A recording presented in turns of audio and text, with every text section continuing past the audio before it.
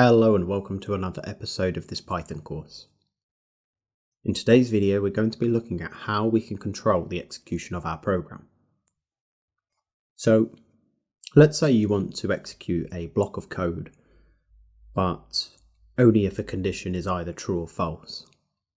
Well, that's great because if statements can be used to execute the block of code depending on the condition. So currently we have a condition is course free. So of Boolean data type and is equal to true. We can use what's called the if keyword to create an if statement. So is something true or false? Is something greater than or less than or equal to? And you then want to put in a particular expression to check if a condition is true or false. So in our case, we can say is course free, which is relatively intuitive by its naming convention, which is highly recommended in your programs, followed by a colon and then your block of code. So this could be anything you like. For simplicity, we're just going to say print Python course. And if we run this, it will print. It's printed Python course. And the reason being is because it's evaluated is course free to true. If we change this to false, it will not print because it's expecting the expression to be true, but it's false, and true does not equal false. So when expressions do not meet a condition, then you can use what's called an ElseIf or an Elif, which can be used to then evaluate against a set of different conditions. So we can here we can say else if is course free is equal to false, then we can execute this block of code. So in this case we can say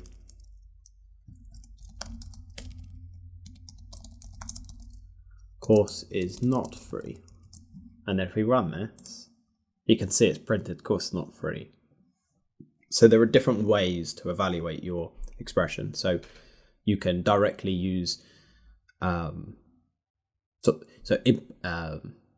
directly use an operator and evaluate against two operands, or you can indirectly use your expression.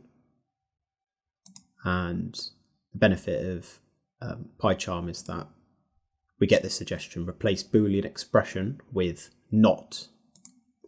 So we can also do that, and that gets rid of the use of the operator. This is useful. I think it really depends. And what you don't want to do is complicate the reader of your code, because it can make maintainability really difficult.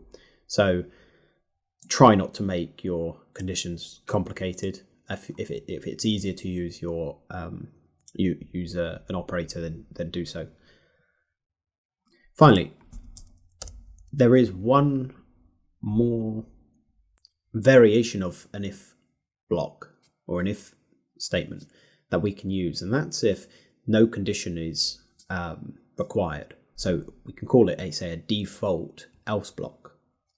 So we can say else new line print something. We could say course invalid or something. It doesn't really matter. And in this case, it's not going to ever get to else because we're checking if it's true or false, and a Boolean can only be true or false.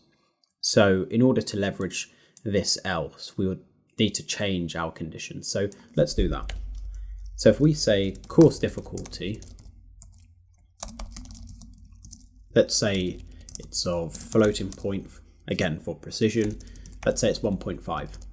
We can say if the course difficulty, let's say if it's less than 2.5, then we print easy course.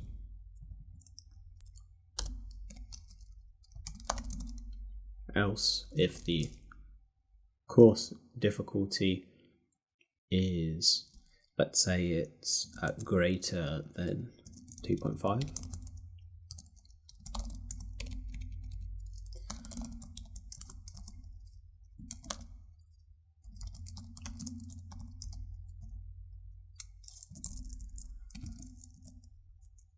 And then we can say else.